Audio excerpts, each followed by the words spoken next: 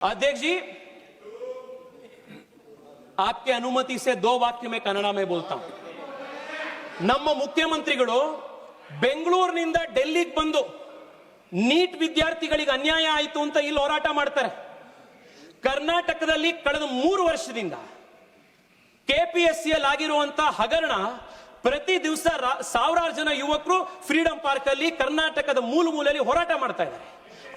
ಅವರ ನೋವು, ಅವರ ದರ್ದು ನಿಮ್ಗೆ ಯಾರಿಗೂ ಗೊತ್ತಾಗೋದಿಲ್ಲ ಮುಖ್ಯಮಂತ್ರಿಗಳೇ.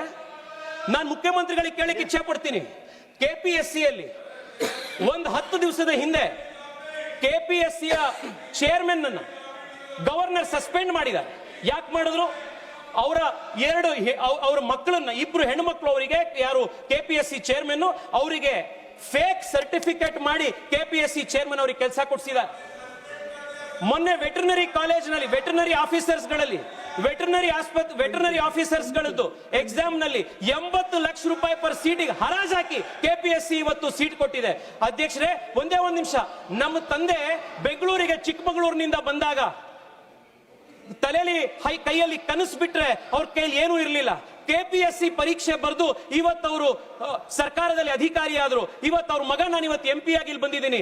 ಎಷ್ಟೋ ಜನ ಕೆಪಿಎಸ್ಸಿ ಎಕ್ಸಾಮ್ ನಲ್ಲಿ ಫೇಲ್ ಆಗಿರುವಂತ, ಅನ್ಯಾಯಕ್ಕೊಳಗಾಗಿರುವಂತವರ ಧ್ವನಿಯಾಗಿರೋದು ನನ್ನ ಕರ್ತವ್ಯ.